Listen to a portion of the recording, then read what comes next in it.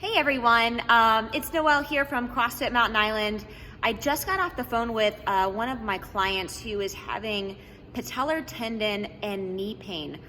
That's just one of a handful that I've talked to this week already having pain here. So what I wanted to do is just kind of help everybody out, even if there are people out there that haven't told me directly that you're struggling with knee pain. I know there are a few of you out there that won't say anything, but I'm gonna help you.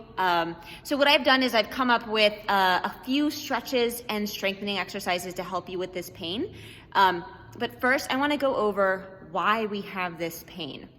So I've written on the board here, anybody that's having patellar tendon and knee pain, the cause is because, one, we're sitting all day. So with us being quarantined, we go from the bed to sitting on the couch or sitting at the kitchen table where we're constantly in this flexed hip and knee position. So our quads and adductors, so this middle part of the leg here, your groin areas, your adductors and your quads is the top part of your leg. They're too tight. So when you're sitting, they're activated and they're squeezing, right? Hamstrings and glutes are turned off. Quads and adductors are turned on. Usually when we're sitting with our knees caving inwards, which only further makes them too tight and everything else is turned off. Because our quads and our adductors are too tight, that means that our hamstrings and our glutes are not being activated, so they are weak. So what we need to do in order to fix your patellar tendon and knee pain is to stretch your quads and adductors and then strengthen your hamstrings and your glutes. So I've written down a handful of helpful stretches and, like I said, strengthening exercises that are gonna help fix this for you. I'm gonna demonstrate all of them for you, and then be sure to post in the comments below if you have any questions or if you need certain modifications. If you don't have equipment at home for this, I'm happy to go over things that you might have readily available for you at home. So the first fix is going to be stretching. So we're going to stretch the quads and adductors with a frog stretch, couch stretch, quad smash, psoas smash. Don't worry, I'll explain what all of this is. And glute medius smash. These are usually things that are too tight, that are having that pulling effect on your patellar tendon and on your quads. Another way is we're gonna strengthen. So I've got strengthening down here of your hamstrings and your glutes. We're gonna do banded rig quarter squats, banded side steps, banded clam openers, and glute bridges. Okay, so I'm gonna create the content for you. Real quick, some of the equipment that you will need is a bench or a couch, if you have that at home, an ab mat or a pillow, a lacrosse ball or a tennis ball or any kind of ball, a resistance band, like a small one that can go around your ankles or your knees, a foam roller, a kettlebell or just something heavier, and a yoga mat. Okay, so the first stretch that we're gonna do is the frog stretch. So I'm gonna get into my yoga mat right here, and the frog stretch is going to stretch your adductors, this middle groin part of your legs here. This is too tight when we sit, so we're just gonna stretch that out. Knees are gonna go out wide, toes are gonna point up towards your body, and you're gonna lean into that stretch, feeling a deep stretch on the inside of your inner thighs right here. Elbows down on the floor.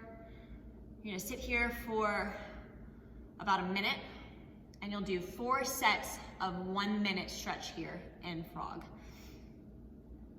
Take a few deep breaths. To make it a little bit harder, you can go down all the way, chest towards the floor, reaching your butt up towards the sky. The next stretch you're gonna do is couch stretch. Now, if you have patellar tendon pain right here in the front of your knee, this might not be the best option for you right now. Once that pain sort of subsides, then you can do couch stretch. But don't worry, I'm gonna give you some exercises to still loosen your quads without putting this knee in too much pain and too much flexion on the floor. But For those of you that don't have patellar tendon pain, but you have quad pain, we're gonna do couch stretch. So I'm gonna use a ab mat or a pillow, and you're just gonna need to be on the floor and the edge of your couch here, or a bench if you have a bench at home, or you can even do it against the wall, that's fine too. So I'm gonna put my foot on the back of the couch right there, kind of in a lunge position here. Now you don't wanna be leaning forward, that's not doing anything, right? So back should be up, straight, chest nice and tall. I'm squeezing my ribs down to my pelvis, so like crushing a can between my ribs and my pelvis here to brace and engage my core. And then the leg that's up, you wanna squeeze that butt cheek forward to feel a deep stretch in your hip flexors right here and in your quad running all the way down to your knee. So you'll wanna do about a minute on each leg for another 4 sets. Now we're gonna go to a quad smash. So like I said, for those of you that can't really get into couch stretch because your knee hurts too bad, quad smash is gonna be the next best thing. So anybody can do this as well. I'm gonna find some kind of a heavy object that you can set on top of your quad here. A kettlebell will do, a dumbbell will do, a heavy jug of water will do just fine. But what you're gonna do is you're gonna get that kettlebell and turn it on its side, and starting up closest to your hip, you're gonna roll it down the middle of your quad here towards your knee. A lot of people have that inner knee pain where that teardrop is. Some of you have it on the outside. Don't be afraid to turn your leg inward and get that IT band that runs along the side of your leg down towards your knee, and then turn it the other way, get the inside, smash those adductors and that teardrop, ooh, on the inside of your knee, yep, it hurts. You'll do that for about a minute on each leg as well for, you guessed it, 4 sets. Psoas Smash. So, a lot of times we think it's just our hip flexors that are too tight.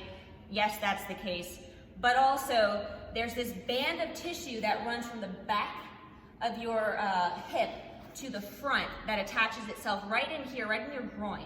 So it runs in through behind kind of your hip and your abs. So we're gonna smash that. It'll hopefully, if you have knee pain, you probably have lower back pain because your psoas is too tight.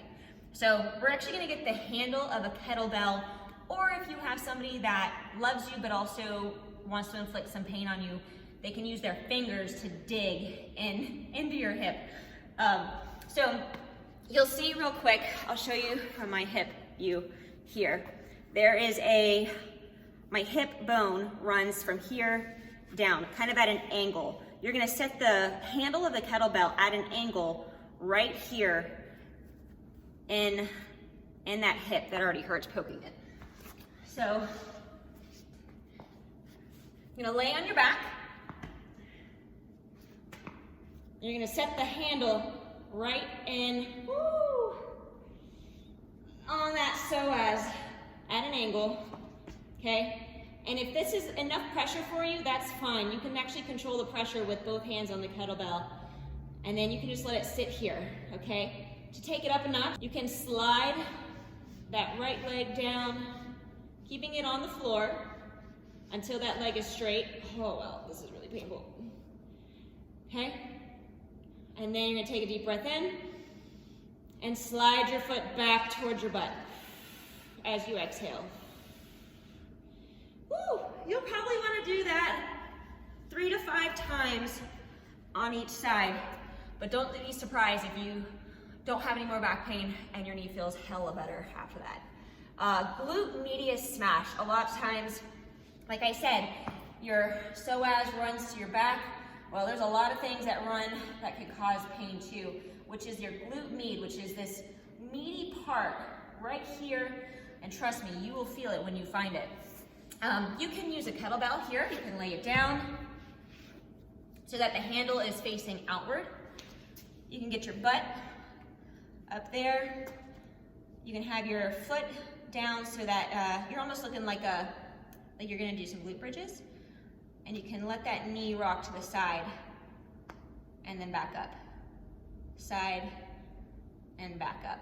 Another way to make it a little bit more of an intense feeling is to put that foot, that ankle up on your left knee and really dig into that glute med.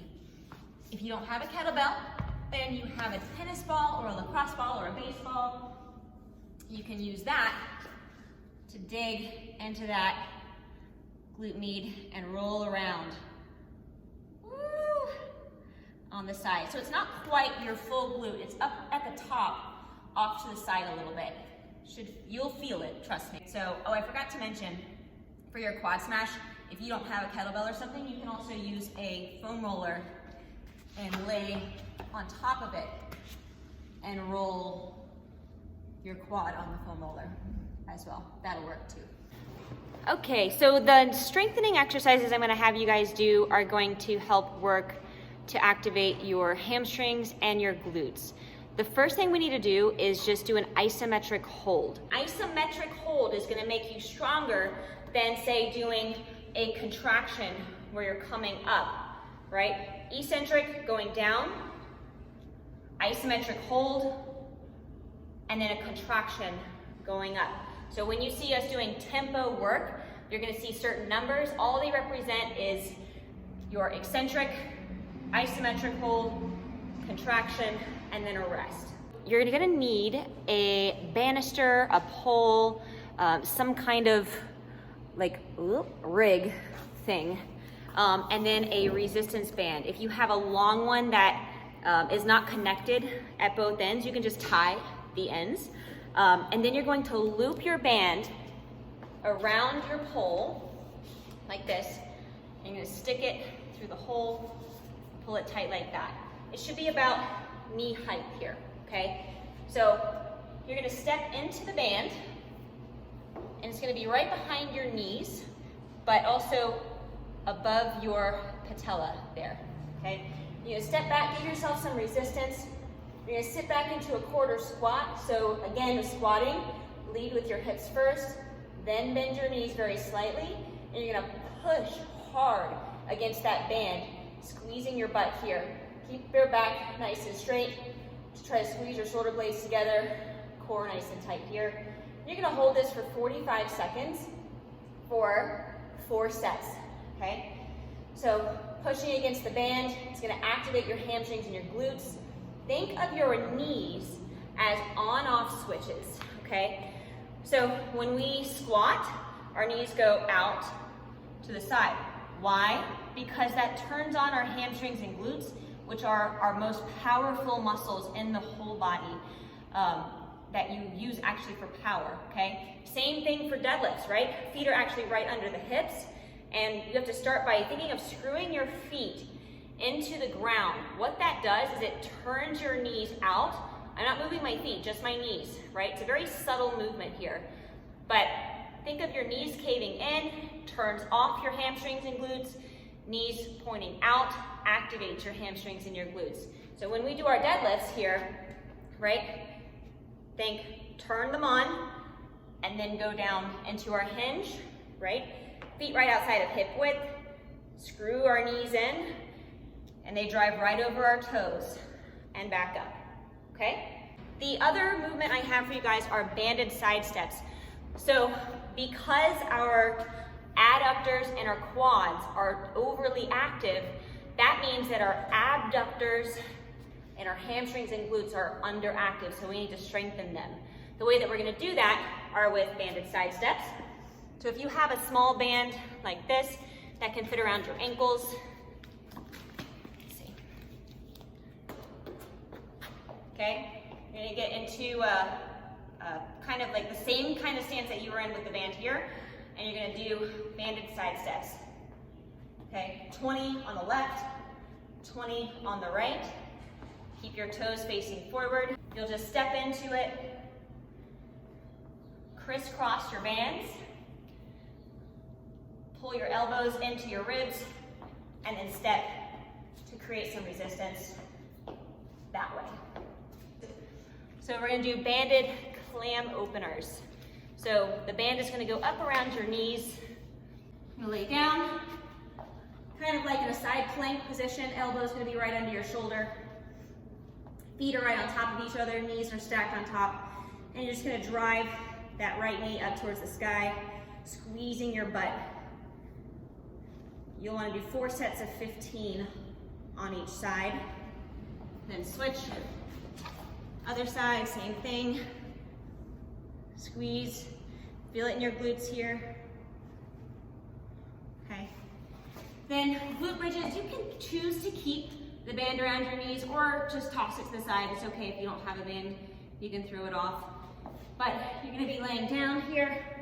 Heels are gonna be in towards your butt, not touching, right? But at least a little bit of an angle there. Back's gonna be flat on the ground, hands by your side. You're gonna take a deep breath, inhale. Exhale, squeeze your butt up towards the sky. Still pushing your knees out just slightly to activate your hamstrings and your glutes. And you're gonna set it back down. And inhale. Exhale on the way up. Inhale on the way down. And you're gonna do, let's see, 4 sets of 20 glute bridges. This will really activate your glutes and hamstrings. These strengthening exercises are also activation exercises. So if you have a squat day or a deadlift day or anything that requires your legs, I highly recommend doing these activation drills before you go into those exercises to turn on that mind-body connection where you can actually have everything turned on properly and ready and primed for the strength that you're gonna be adding to those movements. Again, if y'all have any questions, drop them below. I will be happy to answer them and modify for you. If you have excruciating pain, we might need to refer you to a physical therapist or something to help with that. Otherwise, I'm happy to help come up with household items that you can use for these exercises as well. Cool. Hope this helped. You guys know how to contact me.